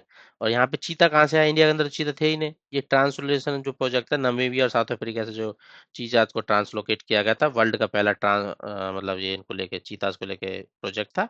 तो कुल्लू नेशनल पार्क में उसी के लिए एक चीता सफारी बना दी गई है भी, ठीक है। कुल्लू नेशनल पार्क एमपी और दूसरा ये नामीबिया साउथ अफ्रीका, यहाँ से वहाँ पे इंडिया की तरफ लाया गया। पहली विच कंट्री रिसेंटली एडमिटेड है नया मेंबर? आईयूसीएन का नया मेंबर के तौर पे इसको ऐड किया गया है अभी। वो किया गया अर्मेनिया का, अर्मेनिया को। मैप में देख लेते हैं अर्मेनिया कहाँ पड़ता है, देख लीजिए इधर टर्की के साइड में, अजरबैजान के नीचे, ईरान के ऊपर। वर्ल्ड का पहला अंडर वाटर इंटरव्यू हुआ लाइव, जी प्रेसिडेंट के द्वारा किया गया है। वो किस कंट्री के प्रेसिडेंट है? पलाव। पलाव कहाँ पे पड़ती है? देख लो यहाँ पे पड़ती है, फिलीपींस के ईस्ट में। ये पापुआ नुगुआ इंडोनेशिया के ऊपर की तरफ, ठीक आइलैंड कंट्री है, छोटे छोटे आइलैंड है। जो तो पानी के अंदर इंटरव्यू क्यों किया गया है? अवेयरनेस बढ़ाने के लिए कि जो क्लाइमेट चेंज हो रहा है उससे पानी के लेवल पर क्या इफेक्ट पड़ रहा है, जो आइलैंड कंट्री उन पर क्या फर्क पड़ रहा है, ठीक है। कंजर्वेशन पर कैसे ध्यान देना चाहिए, उसके लिए इसको कंडक्ट कराया गया है। और प्रेसिडेंट का नाम आपको पता होना चाहिए, क्वेश्चन आ सकता है। सुरेंगल विप्स जूनियर, ठीक है। टेक्नोलॉजी कौन सी यूज की गई live under water interview conduct कराने के लिए? लाइफाई टेक्नोलॉजी, ठीक है। इस तरीके का विजुअल्स थे उस दिन के। आईयूसीएन के ग्रीन स्टेटस ऑफ स्पीसीज में, मतलब ये एक रिपोर्ट है, ग्रीन स्टेटस ऑफ स्पीसीज में टाइगर को कैसे क्लासिफाई किया गया है? टाइगर को क्लासिफाई किया गया है क्रिटिकली डिप्लेटेड। अब देखो ये पे एक तो ये रिकवरी बेस पे क्लासिफिकेशन है कि मतलब जो हिस्टोरिकल टाइम्स में उसकी कितनी पॉपुलेशन थी और अभी कितना उसका पॉपुलेशन है, कितना रिकवर कर पाया, उस बेसिस पे इसको ये IUCN green status of स्पीसी report में टाइगर को क्रिटिकली डिप्लेट क्लासिफाई किया गया है, ठीक है। मतलब ये उसका आईयूसीएन स्टेटस नहीं है, मतलब एक्सटेंशन रेस की तरफ वाला स्टेटस नहीं है, ये कितना उसने रिकवर किया है। कि पहले भाई देखो 14% ही रिकवर कर पाया, मतलब जो पॉपुलेशन पहले थी ना हिस्टोरिकल टाइम्स में वो ज्यादा थी उसकी, और उसका जो रेंज था वो भी ज्यादा था। जैसे अभी 10 ही कंट्रीज में लगभग पाया जाता, पहले 46 कंट्री तक फैला हुआ था वो। तो उसको लेके एक रिपोर्ट है critically depleted IUCN. More the waste better the taste एक कैफे है जहाँ पे प्लास्टिक आप लाओगे खाना मिलेगा भैया। किस सिटी में है? ये अंबिकापुर में। वहाँ की म्युनिसिपल कॉर्पोरेशन के द्वारा चलाया जाता है छत्तीसगढ़ के अंदर, ठीक है। इसमें क्या होता है, स्लोगन है more the waste better the taste. तो इसमें क्या होगा, 1 केजी प्लास्टिक लाओगे तो फुल मील मिल जाएगी, आधा लाओगे तो ब्रेकफास्ट स्नैक वगैरह मिल जाएगा। तो ये पीएम मोदी जी ने अपने जो पॉडकास्ट वो करते हैं मन की बात, वहां पे भी इसके बारे में चर्चा की है। एक अच्छा इनिशिएटिव है कि भाई पॉल्यूशन को कम करने के लिए, पॉल्यूशन को लोग ऐसे ही फेंक देते हैं, जानवर खाते हैं, ऐसे ही पड़ा रहता है, डिकम्पोज नहीं होता, रिसाइकल नहीं हो पाता। तो एक उसके लिए एक अच्छा इनिशिएटिव है कि जो खाने वाले जिनको चाहिए होंगे, मैं देखो कोई अमीर आदमी है तो यार खाने वाला नहीं, जो नीडी होगा वही जाएगा। तो इससे क्या होगा, वो उसको काम भी मिल जाएगा, प्लास्टिक वगैरह उठाया, शाम का खाना हो जाएगा, सुबह का खाना हो जाएगा, दोपहर का खाना हो जाएगा, खत्म। एनवायरमेंटल कंजर्वेशन भी हो जाएगा, पॉल्यूशन कम हो जाएगा इंडिया का। मतलब एक तरीके से ये एक लर्निंग वो है कि दूसरे स्टेट को भी यहाँ से सीखना चाहिए, और जनता को ही काम में लगा दो ना, मोदी जी काम में लगाते तुम भी लगा दो। अच्छा, मतलब एक तरीके से अच्छा इनिशिएटिव उनके द्वारा स्टार्ट किया गया है। ये विजुअल है वहाँ का मोर द चेस्ट बेहतर म्युनिसिपल कॉर्पोरेशन में का। प्रोजेक्ट कुछ न्यूज में थे। बॉर्डर रोड ऑर्गेनाइजेशन ने, बीआरओ ने, वर्ल्ड का हाईएस्ट मोटरेबल रोड बना दिया है। मतलब जो पहले ओमलिंग लॉ था ना, हाईएस्ट पास, तो अब उसके बाद एक नई पास आ गई है। उस पास का नाम क्या है? मेगला पास। हाइट कितनी है उसकी? 19,400 फीट, 5,913 मीटर। ठीक है, प्रोजेक्ट हिमांग के अंदर इसको बनाया गया, लद्दाख के अंदर। ये उमलंगला पास थी ना जो 19,024 फीट को, उसको भी 376 फीट ज्यादा है उससे। ठीक है, कनेक्ट कर रही है लिकारू, मिगला और फुकचे को। मैप में देख लेते हैं थोड़ा, मतलब ये इसके बारे में। हिमांग हिमांग प्रोजेक्ट में जो ये अपना मिगला पास बनाया गया है 19,400 फीट पे, तो हाईएस्ट मोटरेबल पास। ठीक है, इंडिया और भूटान का कनेक्टिविटी प्रोजेक्ट पहला है, रेल के थ्रू कनेक्ट किया जाएगा इंडिया भूटान को। वो प्रोजेक्ट में कहाँ कहाँ से कनेक्ट किया जाएगा? कोकराझार गेलेपू तक, ठीक है, और बनारहाट समस्या तक, ये दो लाइन अप है। देख लेते हैं कोकराझार कोकराझार कहाँ पे पड़ता है, गेलेपू कहाँ पे पड़ता है, बनारस कहाँ पे पड़ता है, समस्या कहाँ पे पड़ता है, क्योंकि ये क्वेश्चन में ऐसे भी आ जाता है कि किस डिस्ट्रिक्ट के अंदर है इंडिया के, और वो मतलब भूटान साइड कौन सा है, इंडिया साइड कौन सा है। ठीक है, जो बनारहट है वो वेस्ट बंगाल के अंदर, समस्या भूटान के अंदर। ठीक है, और जो कोकराझार है वो असम के अंदर, गेलेपू भूटान के अंदर। ये 69 किलोमीटर का लेंथ होगा, इसका 20 किलोमीटर का लेंथ होगा। ठीक है, वेस्ट बंगाल से भूटान जा रहा है बनारस वाला, और जो कोकराझार वाला ये असम से गेलेपू जा रहा है, भूटान जा रहा है। ठीक है, रिपोर्ट्स कुछ न्यूज में थी। रिपोर्ट्स में भी देखो, रैंक आपको पता होना चाहिए किसने रिलीज किया है, टॉप पे कौन है, और इंडिया का रैंक क्या है, बस। उससे ज्यादा और डीप में जाना नहीं है। उससे ज्यादा जाना होता भी नहीं है, क्योंकि उतना एग्जाम बार उतना डीप में जाएगा तो आप उतना याद भी नहीं रख पाओगे, और प्रोबेबिलिटी भी कम हो जाती है क्वेश्चन को कन्वर्ट करने की। मतलब आप याद रख सकते हो, बट रिपोर्ट्स ही इतनी ज्यादा हो जाती है ना, हर चीज में आप नहीं घुस पाओगे। तो वो ये है कि समझो, समझने के लिए सब है, बट जो आपको पॉइंट, जो एग्जाम रिलेवेंस है वो याद रखना है, अच्छे से दिमाग में बैठा के रखना है, बार बार आपको रिपीटेड देखना पड़ेगा। तो वो शॉर्ट नोट बनाने के लिए मैं वो आपको बता रहा हूँ। Global investment risk and resilience index 2025 में रिलीज किया गया है हेनले पार्टनर्स के द्वारा। ठीक है, और अल्फा जियो के साथ मिलके। तो इसमें इंडिया का रैंक क्या है? मतलब इंडिया, इन्होंने एक एनालाइज किया है ये इस रिपोर्ट को लेके। तो इसमें इंडिया का रैंक क्या रहा है? तो इंडिया का रैंक रहा है इसमें 155 रैंक रहा है इंडिया का। ठीक है, ग्लोबल इन्वेस्टमेंट रिस्क, और मतलब जो ग्लोबली जो इन्वेस्टमेंट करते हैं उसका रिस्क कितना है और रेजिलेंट कितना है वो। ठीक है, हेनले पार्टनर अल्फा जियो ने साथ में इसको रिलीज किया है। 226 कंट्रीज को में ये असेसमेंट की गई है। पैरामीटर कैसे कि भाई को पैसा कहीं पे लगाने वाला है तो किस बेस पे एनालाइज करेगा वो, कि वहाँ पे पॉलिटिकल कितनी स्टेबिलिटी, इंफ्रास्ट्रक्चर कैसा है, इनोवेशन कैसा है, इनोवेशन सस्टेनेबिलिटी कैसी है, उसके बेस पे रिस्क, इस रिपोर्ट को रिलीज किया गया है। इंडिया के रैंक है 155। टॉप पे कौन है? Switzerland, Denmark and Norway. ठीक है, फूड एंड एग्रीकल्चर ऑर्गेनाइजेशन की global forest resource assessment report आई है। तो इंडिया से रिलेटेड उसमें क्या है? इंडिया का उसमें में है कि इंडिया का जो टोटल फॉरेस्ट एरिया है वो 9th है, पिछले साल 10 था। ठीक है, और फॉरेस्ट गेन में थर्ड आ गया है। ठीक है, तो एक अच्छा बेहतर पोजीशन में इंडिया है। और इस बेहतर पोजीशन में कैसे पहुंचा? जो एफोरेस्टेशन चला जा रहा है इंडिया के द्वारा। ठीक है, और जो कंजर्व किया जा रहा है, पेड़ों को काटने से रोकने के लिए। ठीक है, तो फूड एंड एग्रीकल्चर एसोसिएशन की ग्लोबल फॉरेस्ट रिसोर्स असेसमेंट के according India 9th total forest area में, थर्ड एनुअल गेन में। इंडेक्स ऑफ इकोनॉमिक फ्रीडम से रिलेटेड क्या करेक्ट है? तो भाई इसमें इंडिया, सिंगापुर फर्स्ट पे है, इंडिया 20th पे है, यही करेक्ट है। हेरिटेज फाउंडेशन इसको रिलीज करता है। इंडिया का rank, top rank release by national crime record bureau के 2023 की रिपोर्ट के अकॉर्डिंग, इंडिया के किस स्टेट में maximum number of farm sector suicide हुए हैं? वो हुए हैं महाराष्ट्र में, बाद में कर्नाटक में। Status state of social justice report का टाइटल है ए वर्क इन प्रोग्रेस। मतलब सोसाइटी में कितना जस्टिस हो रहा है, मतलब कितना इनइक्वालिटी को कम किया जा रहा है, पॉवर्टी पे कितना काम किया जा रहा है, उसकी एक रिपोर्ट निकाली गई है वर्क इन प्रोग्रेस टाइटल के नाम से। तो वो रिपोर्ट को निकालने वाला कौन है? ठीक है, ये निकाली गई है आईएलओ के द्वारा, इंटरनेशनल लेबर ऑर्गेनाइजेशन के द्वारा। तो वही पॉवर्टी, इनइक्वालिटी, सोशल प्रोटेक्शन वगैरह, इंक्लूजन, चाइल्ड लेबर वगैरह पे कितना काम किया जा रहा है, कैसे उनको रेडिकेट किया जा रहा है इन प्रॉब्लम्स को सोसाइटी से। तो उस पे बेस से रिपोर्ट है, आईएलओ के द्वारा रिलीज की गई है। World heritage outlook report launch की गई है। वर्ल्ड के हेरिटेज को लेकर रिपोर्ट है ये। अब कौन करेगा ये रिपोर्ट को? इसको आईयूसीएन ने द्वारा रिलीज किया गया है, Indian international conservation nature and natural resources, उसके द्वारा रिलीज किया गया है ये। अब वर्ल्ड हेरिटेज आउटलुक रिपोर्ट, ठीक है। अब यूनेस्को भी इसमें कई बार क्वेश्चन लगा सकते हैं कि यूनेस्को वर्ल्ड हेरिटेज से काफी जुड़ा हुआ है, तो गलत होने के चांस होते हैं एग्जाम, मतलब एग्जाम में इसके। तो आईयूसीएन के द्वारा इसको रिलीज किया गया है। ठीक है, वर्ल्ड हेरिटेज आउटलुक रिपोर्ट। तो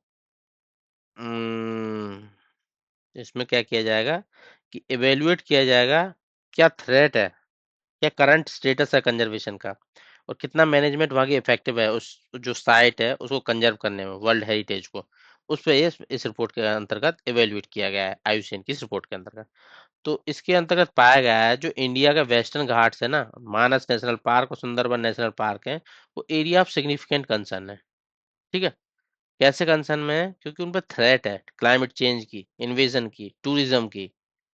तो इसी को तो इस रिपोर्ट के अंदर एवेल्यूएट किया गया था। कौन कौन सी जगह? वेस्टर्न घाट, मैप में भी आपको दिखाऊंगा, ये मानस नेशनल पार्क असम, सुंदरबन जो अपना गंगा वाले वो जहाँ पे बे ऑफ बंगाल में मिलती है, ये अपना वेस्ट बंगाल और बांग्लादेश वाला एरिया। तो वहाँ पे ये तीनों जगह सिग्निफिकेंट कंसर्न वाले एरिया में है। ठीक है, लिस्ट में है, आईयूसीएन की लिस्ट है वर्ल्ड हेरिटेज आउटलुक रिपोर्ट को लेके। ठीक है। तो असेसमेंट कंजर्वेशन को लेके है, वर्ल्ड हेरिटेज साइट की आईयूसीएन के द्वारा रिलीज की जाती है। देखो, मानस नेशनल पार्क असम के अंदर, और ये वेस्टर्न घाट, ये भी सिग्निफिकेंट कंसर्न है तीनों, और ये अपना सुंदरबन, ये वाले वेस्ट बंगाल रीजन में। ठीक है। और इस जो ये पैटर्न जो बनता है ऐसे फिंगर वाला, इसको बोलते क्या है? तो वो आपको मेरे को कमेंट में बताना है। ठीक है। और जो भी इस मेरे वीडियो को देख रहा होगा वो कमेंट जरूर करे। हेनले पासपोर्ट इंडेक्स 2025 का रिलीज किया गया है। कौन सी ऑर्गेनाइजेशन इसको रिलीज करती है? Henley and partners. डेटा कहाँ से लेती है? इंटरनेशनल एयर ट्रांसपोर्ट एसोसिएशन का डेटा कलेक्ट करती है। ठीक है। तो इसमें टॉप किसने किया है? पासपोर्ट्स में सिंगापुर ने किया है। और टॉप किस पेज पे किया जाता है? इसमें क्या होता है कि आपके पासपोर्ट से आप कितना वीजा फ्री किस डेस्टिनेशन पे जा सकते हैं। ठीक है, मेनली यही देखा जाता है। तो सिंगापुर टॉप पे है, हमेशा टॉप पे ही रहता है। यूएस से पहली बार आउट ऑफ 10 हो गया है, 12वें नंबर पे आ गया, और इंडिया का रैंक है 85। ठीक है, 57 वीजा फ्री डेस्टिनेशन के साथ। इंडेक्स ऑफ इकोनॉमिक फ्रीडम, वही वर्ल्ड हेरिटेज हेरिटेज फाउंडेशन के द्वारा 128वीं रैंक इंडिया की। ठीक है, दोबारा क्वेश्चन आ गया। ये Mercer CFA institutional global pension index है, पेंशन को लेकर बात करेगा। इंडिया का ओवरऑल ग्रेड क्या है? इंडिया का ग्रेड है डी। और एशिया में सबसे आगे है सिंगापुर इसमें। ठीक है। ये पेंशन एडुकेसी सस्टेनेबिलिटी इंटीग्रिटी को लेकर बात करता है। पॉलिटिक्स से रिलेटेड क्या इंपॉर्टेंट था? राइट टू डिस्कनेक्ट बिल, मतलब जो अ, काम के लिए मना कर सकता है एम्प्लॉय आफ्टर वर्किंग आवर्स। तो ये कौन बिल लाने वाला है? ये लाने वाला है केरला गवर्नमेंट। पास हो जाता है तो काफी अच्छा रहेगा। इनॉग्रेशंस में देख लेते हैं। वर्ल्ड का टॉलेस्ट ब्रिज, जिसको बोला जाता है हुजुआंग कैनियन ब्रिज, 625 मीटर की हाइट है कैनियन फ्लोर से। तो ये चाइना के अंदर इनॉग्रेट किया गया है। ठीक है, 625 मीटर हाइट का कैनियन फ्लोर से हिजुआंग कैनियन ब्रिज, टॉलेस्ट वर्ल्ड का, इस तरीके का ये दिखाई देता है। और ये बेपन रिवर सिस्टम पे बनाया गया है। ये इंडिया के जो चेनाब ब्रिज है ना, चेवाल रिवर 359 मीटर हाइट का, उससे लगभग लगभग दोगुना है, 625 मीटर। वर्ल्ड का पहला dual tower solar thermal power plant कहाँ पे बनाया जा रहा है? चाइना। चाइना के अंदर कौन से? गोबी डेजर्ट में। ठीक है, जिसमें dual tower molten salt solar plant जो 24/7 क्लीन पावर देगा। ठीक है, ये लगाया जा रहा है। ये दो थर्मल पावर स्टेशन और solar powered molten salt solar plant.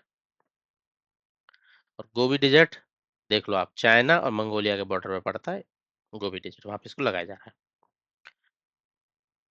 Uttar Pradesh government ने रिसेंटली अनाउंस किया है कि वो रीनेम करेंगे मुस्तफाबाद को, जो कि लखीमपुर खेरी में पड़ता है, नेपाल के बॉर्डर पे डिस्ट्रिक्ट में, लखीमपुर खेरी डिस्ट्रिक्ट के अंदर मुस्तफाबाद विलेज है, उसका रीनेम किया जा रहा है। किसके नाम पे? कबीर धाम के नाम पे। और ऐसा उत्तर प्रदेश क्यों कर रहा है बार बार? जो मतलब जितने भी काफी, जैसे प्रयागराज का नाम चेंज कर दिया था, इलाहाबाद का नाम चेंज कर दिया था प्रयागराज के नाम पे, अयोध्या भी पहले कुछ और नाम से जाना जाता था। तो ऐसा क्यों कर रहा है उत्तर प्रदेश? ठीक है, मुस्तफाबाद विलेज को कबीर धाम करने वाला है लखीमपुर खेरी के अंदर, डिस्ट्रिक्ट के अंदर। ठीक है। तो ऐसा करने का बेसिक वही है कि एक ट्रेंड दिखाई दे रहा है कि heritage based identity restoration Uttar Pradesh के द्वारा किया जा रहा है ये। मतलब पहले वहां पे किस चीज से वो रिलेटेड है, वहां पे कौन फेमस था, तो उसी नाम को उसको दोबारा दिया जा रहा है। ठीक है, कबीर धाम कर दिया जाएगा मुस्तफाबाद का नाम चेंज करके। सोसाइटी से रिलेटेड देख लेते हैं, इंडिया का पहला चाइल्ड मैरिज फ्री डिस्ट्रिक्ट कौन सा बन गया है? ये है भाई छत्तीसगढ़ के अंदर बलौर। पिछले 2 साल में किसी भी चाइल्ड का मैरिज नहीं हुआ वहाँ पे, 18-21 वाला जो एज लिमिट है वो उसको फॉलो किया जाए तो। इंडिया का जो फर्स्ट स्टेट है जिसको डिक्लेयर किया गया है एक्सट्रीम पॉवर्टी से फ्री, मतलब वहां पे लगभग 0.7% ही अब एक्सट्रीम पॉवर्टी के नीचे रहे, बाकी सब एक्सट्रीम पॉवर्टी से फ्री हो गए। तो ऐसा डिक्लेयर करने वाला केरला पहला स्टेट बना है इंडिया का। ठीक है। और इनका एक प्रोग्राम चलता था एक्सट्रीम पॉवर्टी को एरेडिकेट करने के लिए, कुछ फैमिली को आइडेंटिफाई किया गया, काम किया गया उन पर पॉवर्टी से बाहर लाने के लिए, बस उसके बाद ये 0.7% मल्टी पॉवर्टी रेट रह गया अभी। तो उन्होंने अपना डिक्लेयर कर दिया अब। और इनका जो सक्सेस का श्रेय किसको जाता है? एजुकेशन में काफी काम किया है, हेल्थ केयर में काम किया, हाउसिंग में काम किया, सोशल वेलफेयर में काम किया है। बुक्स देख लेते हैं। पहला books world after Gaza, Gaza से रिलेटेड है, जो गाजा स्ट्रिप है इजराइल के अंदर, उससे रिलेटेड बुक है। इसको लिखा है पंकज मिश्रा के द्वारा। ठीक है। अब बुक्स में क्या होगा, राइटर का नाम आपको पता होना चाहिए और ये बुक कहती क्या है बस वो पता होना चाहिए। ठीक है। Next, after me chaos astrology in Mughal empire. ठीक है। मतलब मुगल एम्पायर में ये बुक लिखी गई है, तो इसको लिखा है एमजे अकबर ने। और इस बुक में बात की जाती है कि कैसे एस्ट्रोलॉजी ने इन्फ्लुएंस किया था governance, culture, decision making Mughal empire के टाइम पे भी, हुमायूं और अकबर की। Ready relevant resurgent to shaping a future ready force, ये किसके द्वारा लिखी गई? ये लिखी गई है जनरल अलीन चौहान के द्वारा, और उसको फॉरवर्ड किया गया है अपने राजनाथ सिंह के द्वारा। तो इस बुक में बताया गया है कि इंडिया का जो विजन है future ready, technology driven, cyber space, coordinated warfare, emphasising jointness, modernisation arm force का, उस पे मतलब एक तरीके से मॉडर्न बनाना अपने आर्म फोर्स को, उस उससे रिलेटेड बुक में डिस्कस किया गया है, मतलब बताया गया है।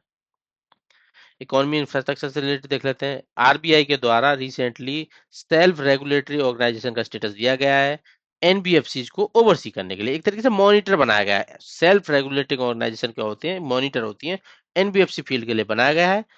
तो ये कोऑर्डिनेट करेंगे आरबीआई के साथ और एनबीएफसी को ओवरसी करेंगे। ठीक है। जो भी स्टेटस रहेगा वो फॉरवर्ड करते रहेंगे आरबीआई को। तो ये बनाया गया है, फाइनेंशियल इंडस्ट्री डेवलपमेंट काउंसिल को ये स्टेटस दिया गया है। ठीक है। एक तरीके से प्रमोट करने के लिए compliance, ethics, best practice NBFC के अंदर, और साथ ही साथ आइडेंटिफाई करते हैं अर्ली वार्निंग सिग्नल्स को, कोऑर्डिनेट करना आरबीआई के ओवरसाइट के लिए। ठीक है। फाइनल अथॉरिटी आरबीआई के पास ही होती है। जो एसआरओ का जो स्टेटस दिया जाता है वो कंपनी एक्ट के अंदर नॉट फॉर प्रॉफिट कंपनी की तरफ से दिया जाता है। आरआरबी की कौन सी जुबली बनाई जा रही है? आरआरबी बने थे भाई 1975 के अंदर, तो 50 साल हो गए। तो 50 साल हो गए तो गोल्डन जुबली बना लेते हैं इनका। ठीक है। रूरल एरिया में बैंकिंग पेनिट्रेशन के लिए बनाया गया था नरसिम्हम कमेटी की रिकमेंडेशन पे इनको। ईरान ने रिसेंटली अनाउंस किया है कुछ जीरोस का हटाने का, जो नोट है ना उनका, उनमें से कुछ जीरोस हटा दी जाएंगी, 4 जीरो हटा जाएंगे, 10,000 रुपया 1 रुपया हो जाएगा, मतलब जो उनका रियाल करेंसी है, 10,000 रियाल एक नए रियाल बना जाएगा, जिससे ट्रांजेक्शन सिंप्लीफाई हो जाएगी और इन्फ्लेशन को टैकल कर लेंगे इससे। वर्ल्ड की 50 सेफेस्ट बैंक में से टॉप पे कौन सी है ग्लोबल फाइनेंस मैगजीन के अकॉर्डिंग? वो है केएफडब्ल्यू बैंक, जर्मनी की। लाइमस्टोन को रिक्लासिफाई कर दिया गया है। पहले क्या होता था, लाइमस्टोन दोनों कैटेगरी में आता था, मेजर में भी माइनरल में भी। अभी वो मेजर मिनरल हो गया कंप्लीटली। जो अलोक मतलब जो लाइमस्टोन को निकालने के लिए जो टेंडर वगैरह रखते हैं वो सब सेंटर के पास चलेगी उसकी अथॉरिटी। ठीक है। तो अभी वो मेजर मिनरल हो गया है। पहले कैसा होता था? पहले होता था माइनर मिनरल, जब बिल्डिंग मटेरियल बनाते थे, प्रोडक्शन करते थे, तो स्टेट वगैरह के पास अथॉरिटी होती थी, और इंडस्ट्रियल यूज के लिए सीमेंट स्टील के लिए वो सेंटर के पास अथॉरिटी होती है। अब क्या हुआ, कंप्लीटली ही एक तरीके से मेजर मिनरल में बन गया है, तो स्टेट के पास कोई अथॉरिटी नहीं है एलोकेशन की। वर्ल्ड की फास्टेस्ट ट्रेन CR 450, जिसका नाम है, रिकॉर्ड टेस्ट किया जिसने 453 की स्पीड पे वो भागी है, ये चाइना की ट्रेन है। ठीक है। ये चाइना के द्वारा बनाई गई एक ट्रेन है। देख लेते हैं। और ये किस तरीके की ट्रेन है? व्हील ऑन रेल, मतलब व्हील बेस्ड ट्रेन है। इससे ज्यादा स्पीड पे भी चलने वाली ट्रेन है, पर इसमें व्हील, जो ट्रेन पे चलते हैं ना जैसे नॉर्मल ट्रेन होती है व्हील्स वाली, वो उस तरीके से स्पीड को 453 फास्टेस्ट रही है अभी तक की, CR 450 चाइना के द्वारा। वैसे तो ये जापान की मैगलेव है जो 603 किलो स्पीड भागती है, पर इसमें लेविएशन टेक्नोलॉजी, मैग्नेटिक टेक्नोलॉजी यूज की जाती है, व्हील नहीं होते इसमें।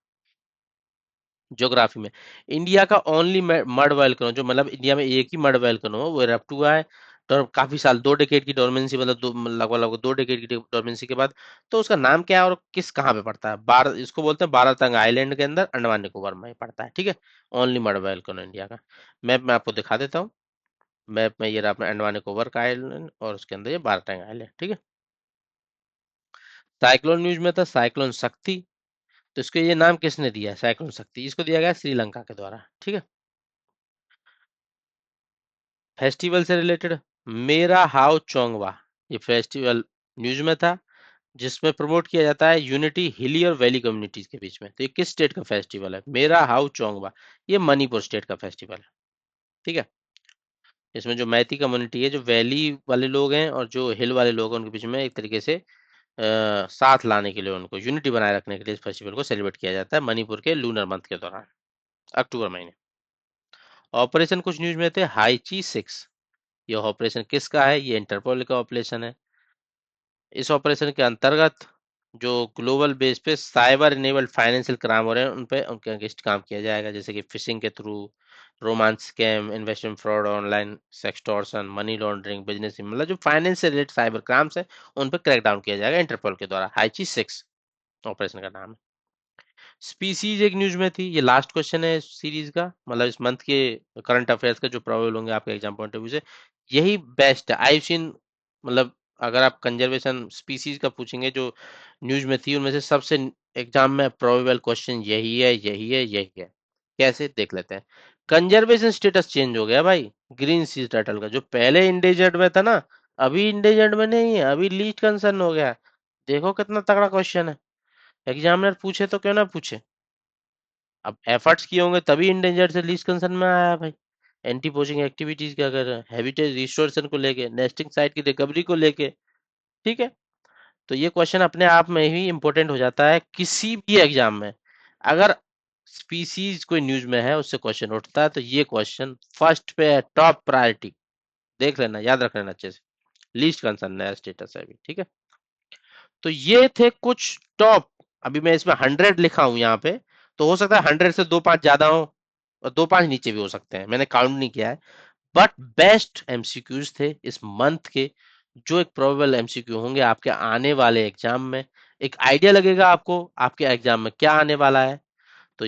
तो इसी के साथ खत्म करते हैं आज का लेक्चर, मिलते हैं नेक्स्ट वीडियो में। Thank you all.